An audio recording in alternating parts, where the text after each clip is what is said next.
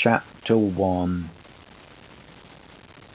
Once upon a time, and a very good time it was, there was a moo cow coming down along the road, and this moo cow that was coming down along the road met a nice-uns little boy named Baby Tuckoo. His father told him that story. His father looked at him through a glass. He had a hairy face. He was Baby Tuckoo. The moo cow came down the road where Betty Byrne lived. She sold lemon platt. Oh, the wild rose blossoms on a little green place. He sang that song. That was his song. Oh, the green wore the both of. When you wet the bed, first it is warm, then it gets cold. His mother put on the oil sheet.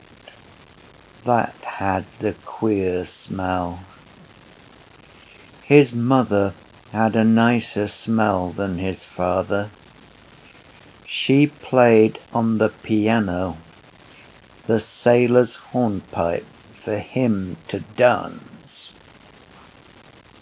He danced. Tra-la-la-la-la, tra-la-la-la, tra-la-la-dee, tra-la-la-la-la, tra-la-la-la-la. Uncle Charles and Dante clapped. They were older than his father and mother, but Uncle Charles was older than Dante. Dante had 2 brushes in her press. The brush with the maroon velvet back was for Michael Davitt, and the brush with the green velvet back was for Parnell. Dante gave him a cashew every time he brought her a piece of tissue paper. The Vances lived in number 7. They had a different father and mother. They were Eileen's father and mother. When they were grown up, he was going to marry Eileen. He hid under the table. His mother said, "Oh, Stephen will apologize." Dante said, "Oh, if not, the eagles will come and pull out his eyes, pull out his eyes, apologize, apologize, pull out his eyes, apologize, pull out his eyes, pull out his eyes, apologize." The wide playgrounds were swarming with boys. All were shouting, and the prefects urged them on with strong cries. The evening air was pale and chilly, and after every charge and thud of the footballers, the greasy leather orb flew like a heavy bird through the grey light. He kept on the fringe of his line, out of sight of his prefect, out of the reach of the rude feet, feigning to run now and then. He felt his body small and weak amid the throng of the players, and his eyes were weak and watery. Rody Kickham was not like that. He would be captain of the 3rd line, all the fellows said. Rody Kickham was a decent fellow, but Nasty Roche was a stink. Rody Kickham had greaves in his number and a hamper in the refectory. Nasty Roche had big hands. He called the Friday pudding dog in the blanket. And one day he had asked, "What is your name?" Stephen had answered, "Stephen Dedalus." Then Nasty Roche had said, "What kind of a name is that?" And when Stephen had not been able to answer, Nasty Roche had said, "What is your father?" Stephen had answered, "A gentleman." Then Nasty Roche had asked, "Is he a magistrate?" He crept about from point to point on the fringe of his line, and making little runs now and then. But his hands were bluish with cold. He kept his hands in the side pockets of his belted grey suit. That was a belt round his pocket, and belt was also to give a fellow a belt. One day a fellow said to Cantwell, "I'd give you such a belt in a second." Cantwell had answered, "Go and fight your match. Give Cecil Thunder a belt. I'd like to see you. He'd give you a toe in the rump for yourself." That was not a nice expression. His mother had told him not to speak with the rough boys in the college. Nice mother.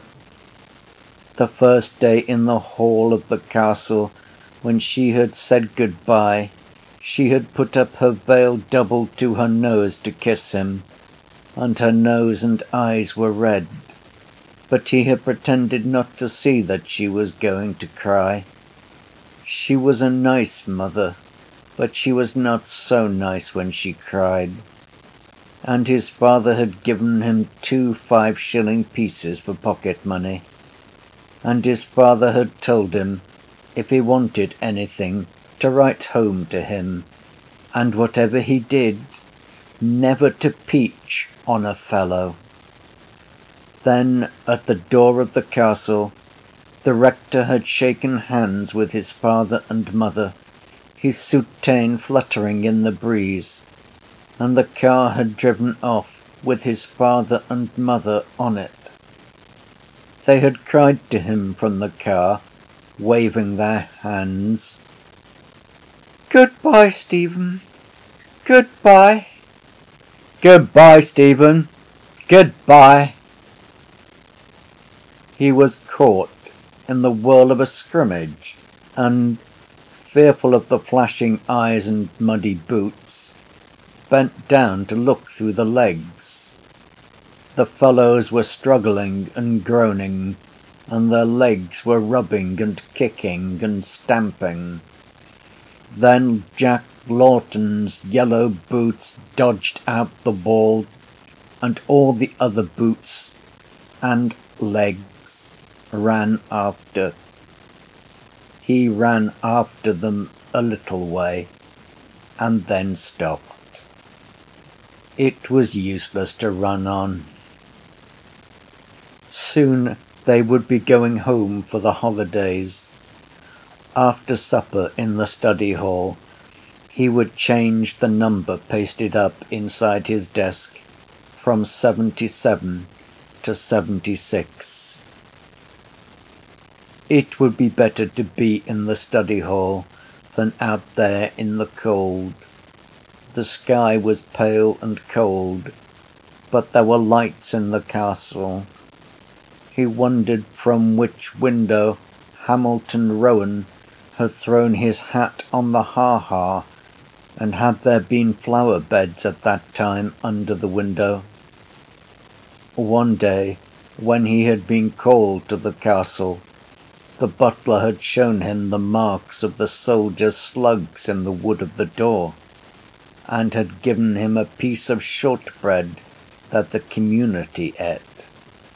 It was nice and warm to see the lights in the castle. It was like something in a book. Perhaps Leicester Abbey was like that. And there were nice sentences in Dr. Cornwall's spelling book. They were like poetry, but they were only sentences to learn the spelling from. Wolsey died in Leicester Abbey, where the abbots buried him. Canker is a disease of plants. Cancer, one of animals.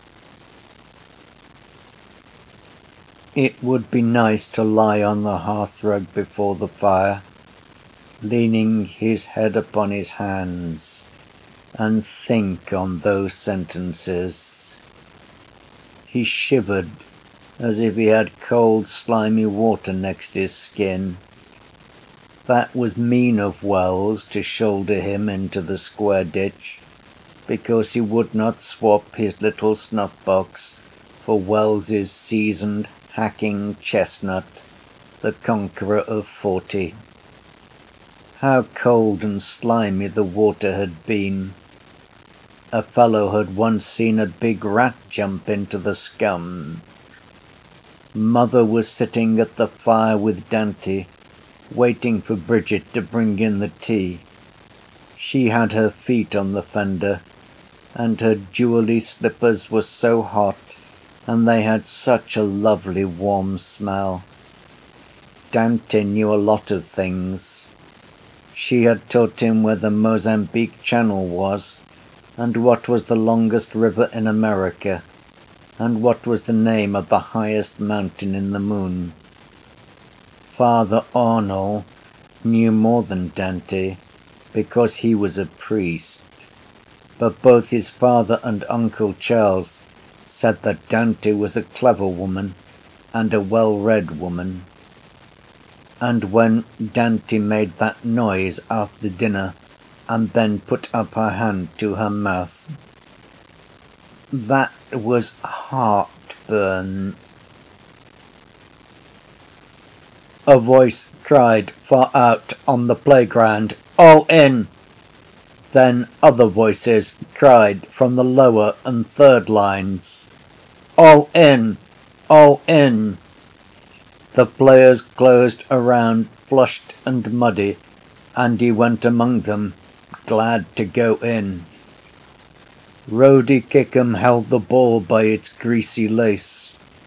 A fellow asked him to give it one last, but he walked on without even answering the fellow.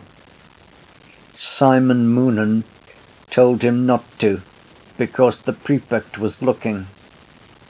The fellow turned to Simon Moonan and said, "We all know why you speak. You are McGlade's suck." Suck was a queer word. The fellow called Simon Moonan that name because Simon Moonan used to tie the prefect's false sleeves behind his back, and the prefect used to let on to be angry. But the sound was ugly.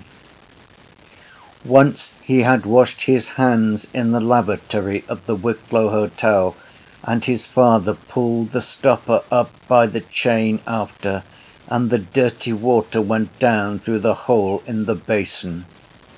And when it had all gone down slowly, the hole in the basin had made a sound like that, suck, only louder. To remember that, and the white look of the lavatory, made him feel cold and then hot. There were two cocks that you turned, and water came out, cold and hot. He felt cold and then a little hot, and he could see the names printed on the cocks. That was a very queer thing. And the air in the corridor chilled him too. It was queer, and wettish. But soon the gas would be lit, and in burning it made a light noise like a little song, always the same, and when the fellow stopped talking in the playroom, you could hear it. It was the hour for sums. Father Arnall wrote a hard sum on the board, and then said, "Now then, who will win? Go ahead, York.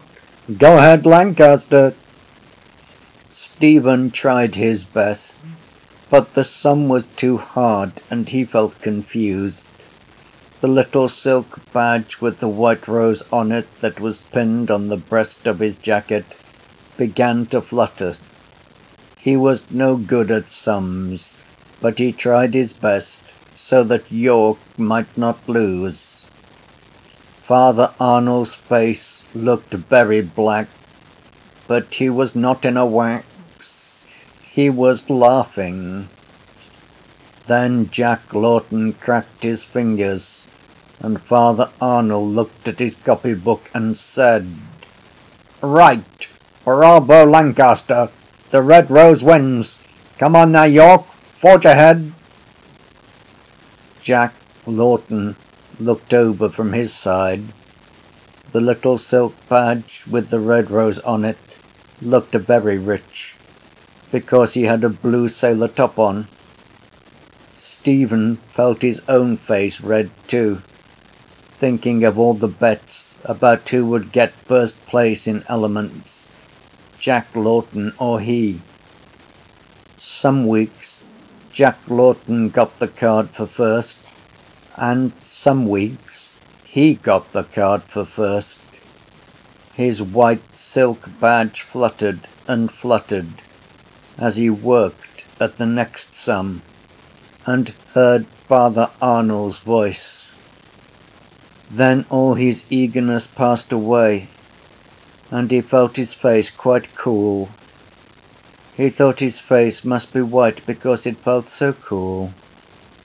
He could not get out the answer for the sum, but it did not matter. White roses and red roses. Those were beautiful colours to think of. And the cards for first place and second place and third place were beautiful colours too. Pink and cream and lavender. Lavender and cream and pink roses were beautiful to think of. Perhaps a wild rose might be like those colours, and he remembered the song about the wild rose blossoms on the little green place. But you could not have a green rose. But perhaps somewhere in the world you could. The bell rang, and then the classes began to file out of the rooms and along the corridors towards the refectory. He sat looking at the 2 prints of butter on his plate, but could not eat the damp bread. The tablecloth was damp and limp, but he drank off the hot weak tea which the clumsy scullion, girt with a white apron, poured into his cup.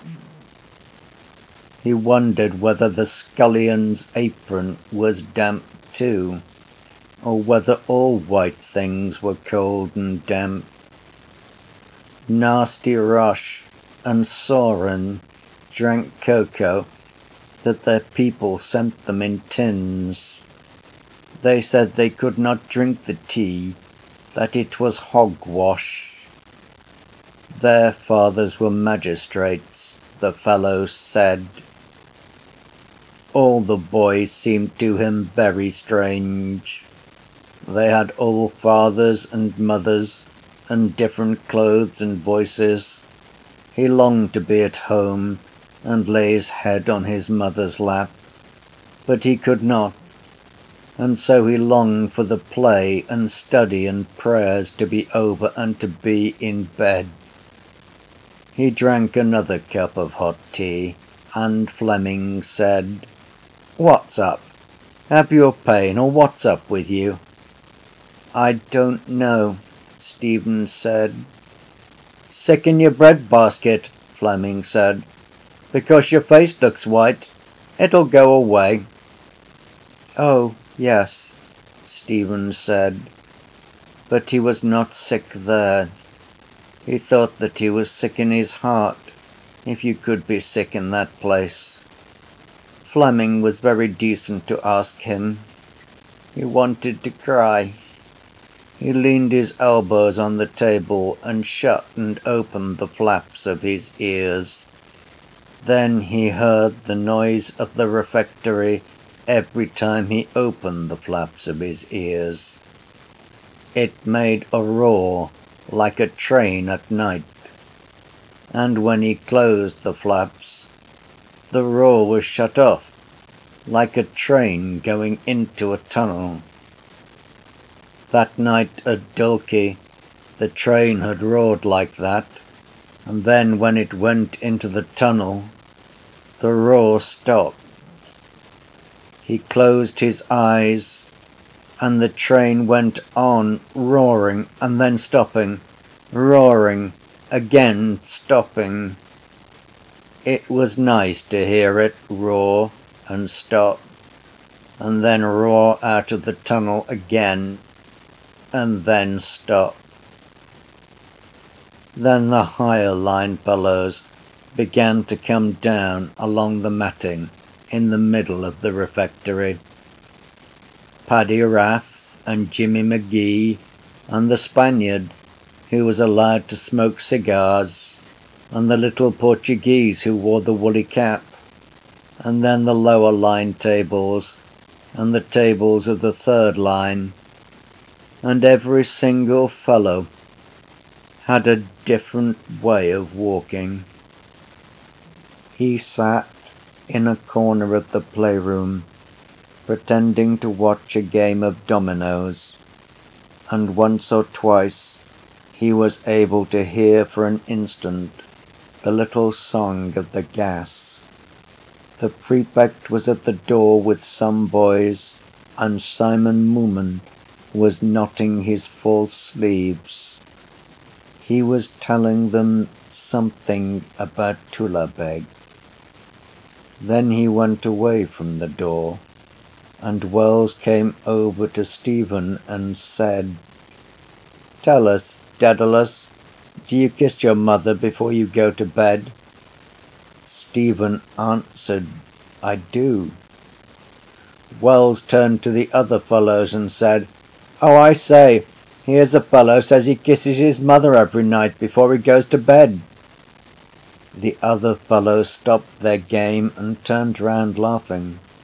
Stephen blushed under their eyes and said, "I do not."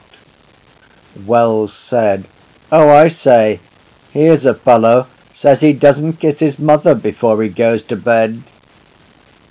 They all laughed again. Stephen tried to laugh with them. He felt his whole body hot and confused in a moment. What was the right answer to the question? He had given two, and still Wells laughed. But Wells must know the right answer, for he was in third of grammar. He tried to think of Wells's mother, but he did not dare to raise his eyes to Wells's face. He did not like Wells's face.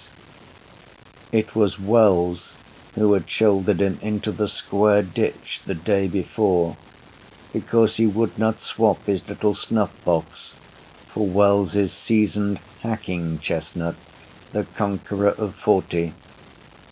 It was a mean thing to do.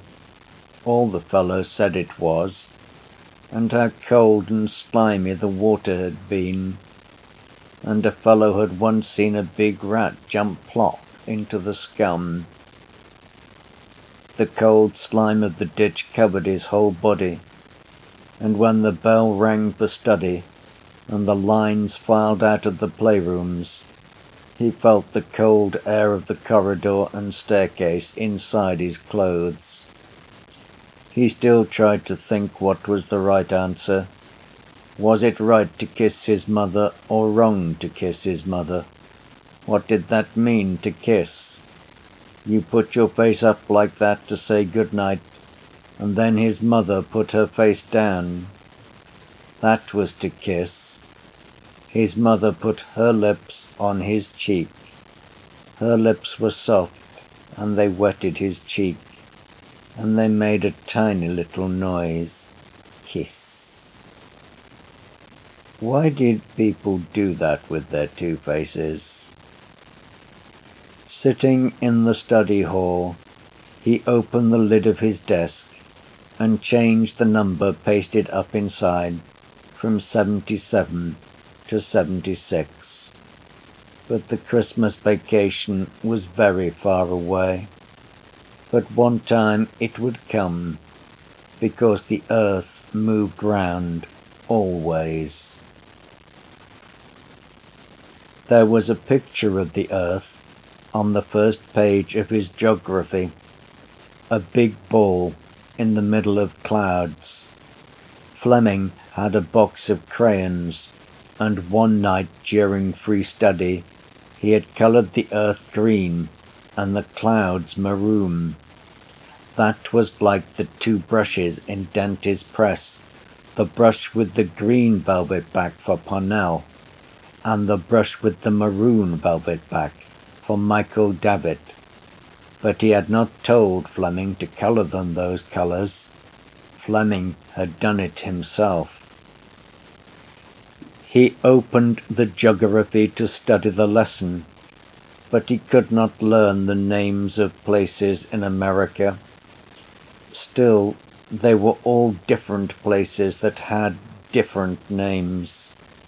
They were all in different countries, and the countries were in continents, and the continents were in the world, and the world was in the universe.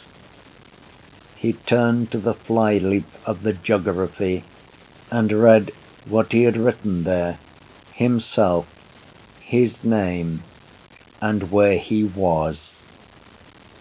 Stephen Dedalus, Class of Elements, Clongowes Wood College, Sallins, County Kildare, Ireland, Europe, the world, the universe. That was in his writing, and Fleming one night for a cod had written on the opposite page, Stephen Dedalus is my name, Ireland is my nation, Clongowes is my dwelling place, and heaven my expectation. He read the verses backwards, but then they were not poetry. Then he read the flyleaf from the bottom to the top till he came to his own name. That was he, and he read down the page again. What was after the universe? Nothing. But was there anything round the universe to show where it stopped, before the nothing place began?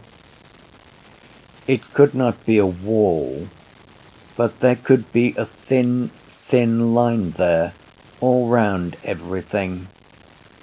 It was very big to think about everything and everywhere. Only God could do that. He tried to think what a big thought that must be, but he could only think of God. God was God's name, just as his name was Stephen. Dieu was the French for God, and that was God's name too. And when anyone prayed to God and said Dieu, then God knew at once that it was a French person that was praying. But though there were different names for God in all the different languages in the world, and God understood what all the people who prayed said in their different languages, still God remained always the same God, and God's real name was God. It made him very tired to think that way. It made him feel his head very big. He turned over the flyleaf and looked wearily at the green round earth in the middle of the maroon clouds. He wondered which was right, to be for the green or for the maroon, because Dante had ripped the green velvet back off the brush that was for Parnell one day with her scissors, and had told him that Parnell was a bad man. He wondered if they were arguing at home about that. That was called politics. There were two sides in it. Dante was on one side, and his father and Mr. Casey were on the other side, but his mother and Uncle Charles were on no side. Every day there was something in the paper about it. It pained him that he did not know well what politics meant, and that he did not know where the universe ended. He felt small and weak. When would he be like the fellows in poetry and rhetoric? They had big voices and big boots, and they studied trigonometry. That was very far away. First came the vacation, and then the next term, and then vacation again, and then again another term, and then again the vacation. It was like a train going in and out of tunnels, and that was like the noise of the boys eating in the refectory when you opened and closed the flaps of the ears. Term, vacation, tunnel, out, noise, stop. How far away it was. It was better to go to bed to sleep. Only prayers in the chapel, and then bed. He shivered and yawned. It would be lovely in bed after the sheets got a bit hot. First they were so cold to get into. He shivered to think how cold they were first, but then they got hot, and then he could sleep. It was lovely to be tired. He yawned again. Night prayers and then bed. He shivered and wanted to yawn. It would be lovely in a few minutes. He felt a warm glow creeping up from the cold shivering sheets, warmer and warmer, till he felt warm all over, ever so warm, and yet he shivered a little and still wanted to yawn. The bell rang for night prayers, and he filed out of the study hall after the others, and down the staircase, and along the corridors to the chapel. The corridors were darkly lit, and the chapel was darkly lit. Soon all would be dark and sleeping. There was cold night air in the chapel, and the marbles were the colour the sea was at night. The sea was cold day and night, but it was colder at night. It was cold and dark under the sea-wall beside his father's house, but the kettle would be on the hob to make punch. The prefect of the chapel prayed above his head, and his memory knew the responses. O Lord, open our lips, and our mouths shall announce thy praise. Incline unto our aid, O God. O Lord, make haste to help us. There was a cold night smell in the chapel, but it was a holy smell.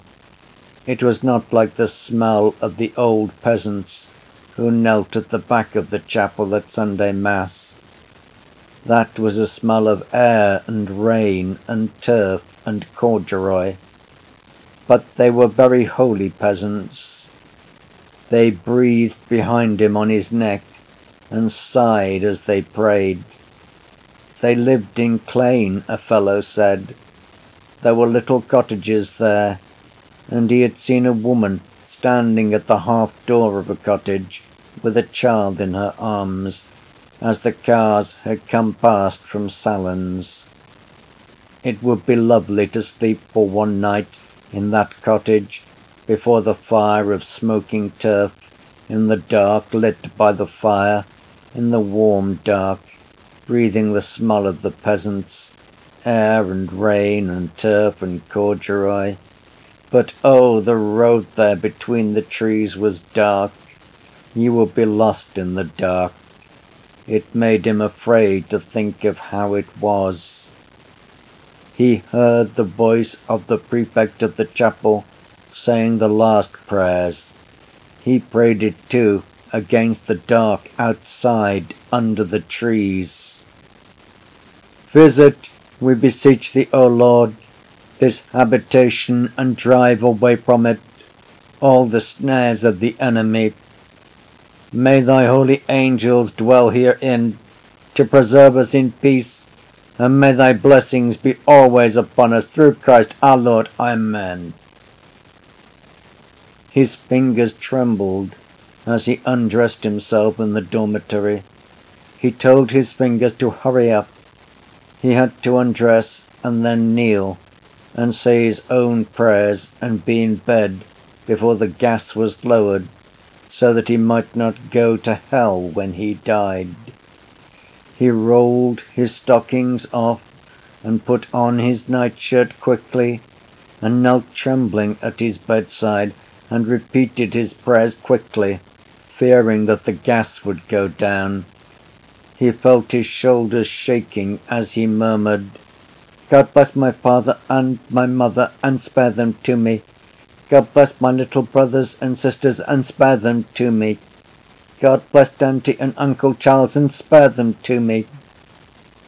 He blessed himself and climbed quickly into bed, and tucking the end of the nightshirt under his feet, curled himself together under the cold white sheets, shaking and trembling. But he would not go to hell when he died, and the shaking would stop. A voice bade the boys in the dormitory good night. He peered out for an instant over the coverlet and saw the yellow curtains round and before his bed that shut him off on all sides. The light was lowered quietly. The prefect's shoes went away. Where? Down the staircase and along the corridors, or to his room at the end. He saw the dark. Was it true about the black dog that walked there at night with eyes as big as carriage lamps? They said it was the ghost of a murderer. A long shiver of fear flowed over his body. He saw the dark entrance hall of the castle. Old servants in old dress were in the ironing room above the staircase. It was long ago. The old servants were quiet. There was a fire there, but the hall was still dark. A figure came up the staircase from the hall. He wore the white cloak of a marshal. His face was pale and strange. He held his hand pressed to his side. He looked out of strange eyes at the old servants. They looked at him and saw their master's face and cloak and knew that he had received his death wound. But only the dark was where they looked. Only dark, silent air. Their master had received his death wound on the battlefield of Prague, far away over the sea. He was standing on the field. His hand was pressed to his side. His face was pale and strange, and he wore the white cloak of a marshal. Oh, how cold and strange it was to think of that. All the dark was cold and strange. There were pale, strange faces there, great eyes like carriage lamps. They were the ghosts of murderers, the figures of marshals who had received their death wounds on battlefields far away over the sea. What did they wish to say, that their faces were so strange? Visit, we beseech thee, O Lord, this habitation, and drive away from it all. Going home for the holidays, that would be lovely. The fellows had told him. Getting up on the cars in the early wintry morning outside the door of the castle. The cars were rolling on the gravel. Cheers for the rector! Hooray! Hooray! Hooray! The cars drove past the chapel, and all caps were raised. They drove merrily along the country roads. The drivers pointed with their whips to Bodenstown. The fellows cheered. They passed the farmhouse of the jolly farmer. Cheer after cheer after cheer. Through Clane they drove, cheering and cheered. The peasant women stood at the half-doors. The men stood here and there. The lovely smell there was in the wintry air. The smell of Clane, rain and wintry air, and turf smouldering and corduroy. The train was full of fellows, a long, long chocolate train with cream facings. The guards went to and fro, opening, closing, locking, unlocking the doors. They were men in dark blue and silver. They had silvery whistles, and their keys made a quick music, click, click, click, click. And the train raced on over the flat lands and past the hill of Allen. The telegraph poles were passing, passing. The train went on and on. It knew. There were lanterns in the hall of his father's house, and ropes of green branches. There were holly and ivy round the pier glass, and holly and ivy, green and red, twined round the chandeliers. There were red holly and green ivy round the old portraits on the walls. Holly and ivy for him and for Christmas. Lovely! All the people. Welcome home, Stephen. Noises of welcome. His mother kissed him. Was that right? His father was a marshal now, higher than a magistrate. Welcome home, Stephen. Noises. There was a noise of curtain rings running back along the rods of water being splashed in the basin. There was a noise of rising and dressing and washing in the dormitory. A noise of clapping of hands as the prefect went up and down, telling the fellows to look sharp. A pale sunlight showed the yellow curtains drawn back, the tossed beds. His bed was very hot, and his face and body were very hot. He got up and sat down on the side of his bed. He was weak. He tried to pull on his stocking. It had a horrid rough feel. The sunlight was queer and cold. Fleming said, "Are you not well?" He did not know, and Fleming said, "Get back into bed. I'll tell McGlade you're not well." "He's sick." "Who is?" "Tell McGlade." "Get back into bed." "Is he sick?" A fellow held his arms while he loosened the stocking clinging to his foot and climbed back into the hot bed. He crouched down between the sheets, glad of their tepid glow. He heard the fellows talk among themselves about him as they dressed for mass. It was a mean thing to do to shoulder him into the square ditch, they were saying. Then their voices ceased. They had gone. A voice at his bed said, "Dedalus, don't spy on us, sure you won't?" Wells's face was there. He looked at it and saw that Wells was afraid. "I didn't mean to. Sure you won't?" His father had told him, whatever he did, never to peach on a fellow.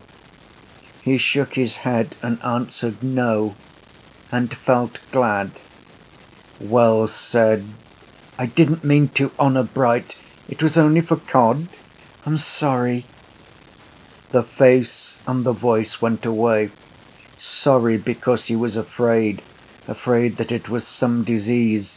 Canker was a disease of plants, and cancer one of animals, or another different. That was a long time ago, when out on the playgrounds in the evening light, creeping from point to point on the fringe of his line, a heavy bird flying low through the grey light. Leicester Abbey lit up. Wolsey died there. The abbots buried him themselves. It was not Wells's face, it was the prefect's. He was not foxing. No, no, he was sick, really. He was not foxing. And he felt the prefect's hand on his forehead, and he felt his forehead warm and damp against the prefect's cold, damp hand. That was the way a rat felt, slimy and damp and cold. Every rat had two eyes to look out of, sleek, slimy coats, little feet tucked up to jump, black, slimy eyes to look out of. They could understand how to jump, but the minds of rats could not understand trigonometry. When they were dead, they lay on their sides. Their coats dried them. They were only dead things. The prefect was there again, and it was his voice that was saying that he was to get up, that Father Minister had said he was to get up and dress and go to the infirmary. And while he was dressing himself as quickly as he could, the prefect said, "We must pack off to Brother Michael, because we have the collywobbles." He was very decent to say that. That was all to make him laugh. But he could not laugh, because his cheeks and lips were all shivery. And then the prefect had to laugh by himself. The prefect cried, "Quick, march! Hayfoot, Strawfoot!" They went together down the staircase and along the corridor and past the bath. As he passed the door, he remembered with a vague fear the warm turf-coloured bog water, the warm moist air, the noise of plungers, the smell of the towels, like medicine. Brother Michael was standing at the door of the infirmary, and from the door of the dark cabinet on his right came a smell like medicine. That came from the bottles on the shelves. The prefect spoke to Brother Michael, and Brother Michael answered and called the prefect sir. He had reddish hair mixed with grey and a queer look. It was queer that he would always be a brother. It was queer, too, that you could not call him sir because he was a brother and had a different kind of look. Was he not holy enough, or why could he not catch up on the others? There were two beds in the room, and in one bed there was a fellow, and when they went in he called out, "Hello, it's young Dedalus, what's up?" "The sky is up," Brother Michael said. He was a fellow out of the third of grammar, and while Stephen was undressing, he asked Brother Michael to bring him a round of buttered toast. "Ah, do," he said. "Butter you up," said Brother Michael. "You'll get your walking papers in the morning when the doctor comes." "Will I?" the fellow said. "I'm not well yet." Brother Michael repeated, "You'll get your walking papers, I tell you." He bent down to rake the fire. He had a long back, like the long back of a tram horse. He shook the poker gravely and nodded his head at the fellow out of third of grammar. Then Brother Michael went away, and after a while the fellow out of third of grammar turned in towards the wall and fell asleep. That was the infirmary. He was sick then. Had they written home to tell his mother and father? But it would be quicker for one of the priests to go himself to tell them. Or he would write a letter for the priest to bring. Dear mother, I am sick. I want to go home. Please come and take me home. I am in the infirmary. Your fond son, Stephen. How far away they were. There was cold sunlight outside the window. He wondered if he would die. You could die just the same on a sunny day. He might die before his mother came. Then he would have a dead mass in the chapel, like the way the fellows had told him it was when Little had died. All the fellows would be at the mass dressed in black, all with sad faces. Wells too would be there, but no fellow would look at him. The rector would be there in a cope of black and gold, and there would be tall yellow candles on the altar and around the catafalque, and they would carry the coffin out of the chapel slowly, and he would be buried in the little graveyard of the community off the main avenue of limes, and Wells would be sorry then for what he had done, and the bell would toll slowly. He could hear the tolling.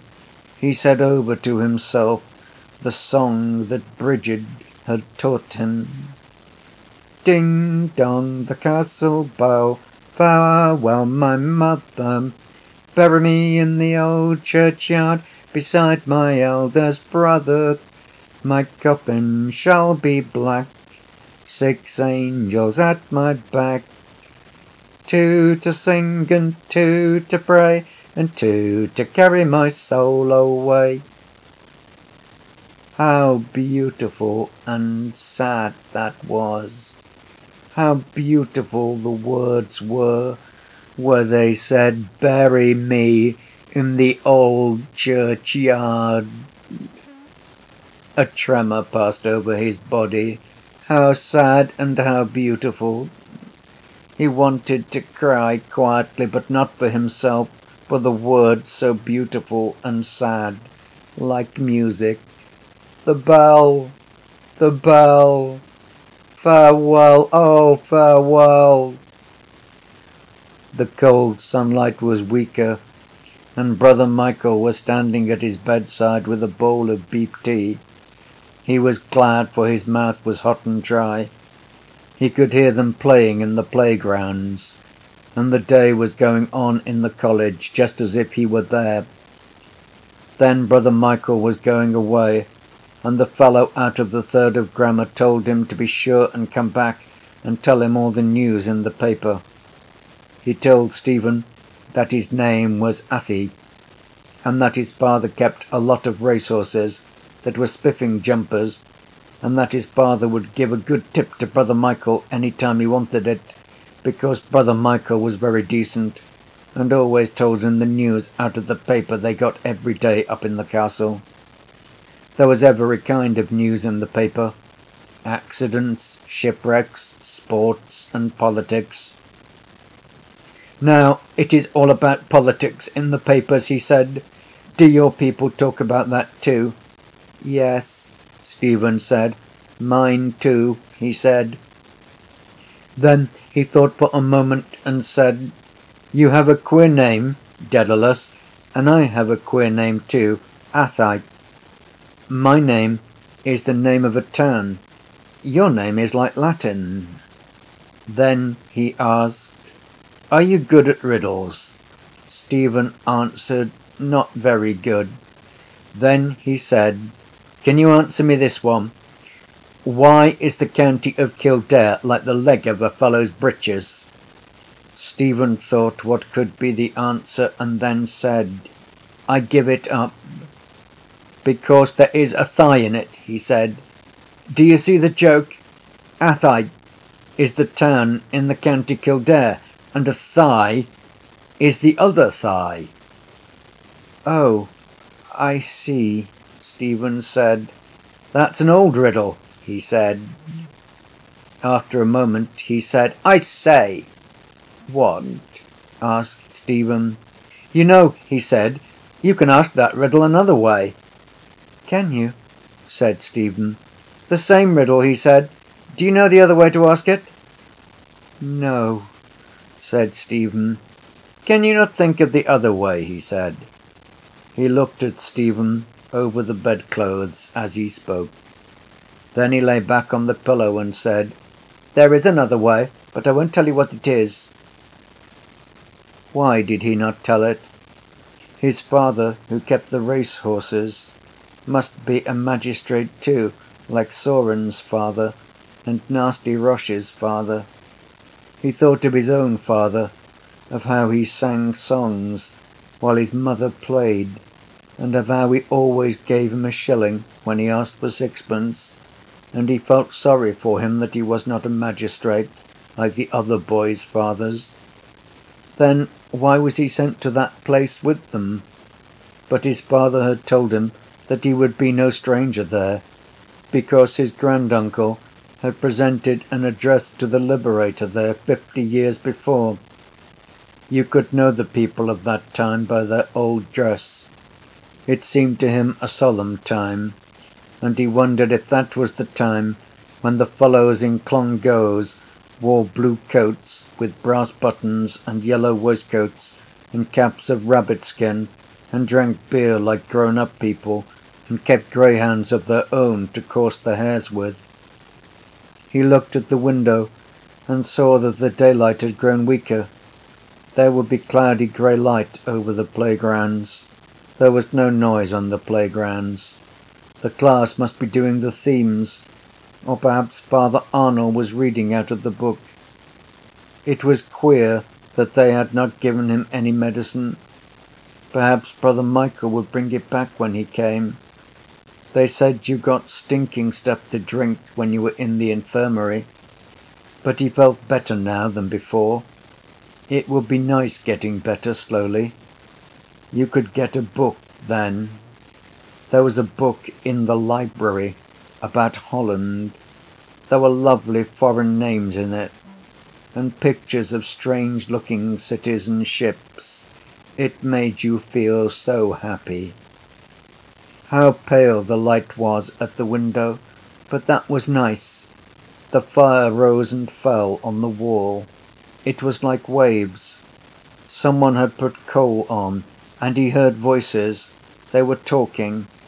It was the noise of the waves, or the waves were talking among themselves as they rose and fell. He saw the sea of waves, long dark waves rising and falling, dark under the moonless night. A tiny light twinkled at the pierhead where the ship was entering, and he saw a multitude of people gathered by the water's edge to see the ship that was entering their harbour.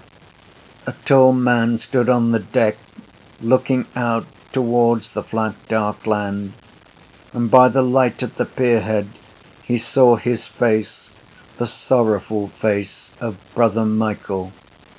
He saw him lift his hand towards the people, and heard him say in a loud voice of sorrow over the waters, "He is dead.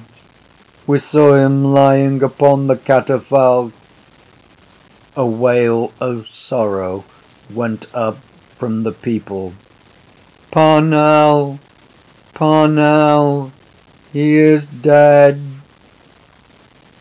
They fell upon their knees, moaning in sorrow.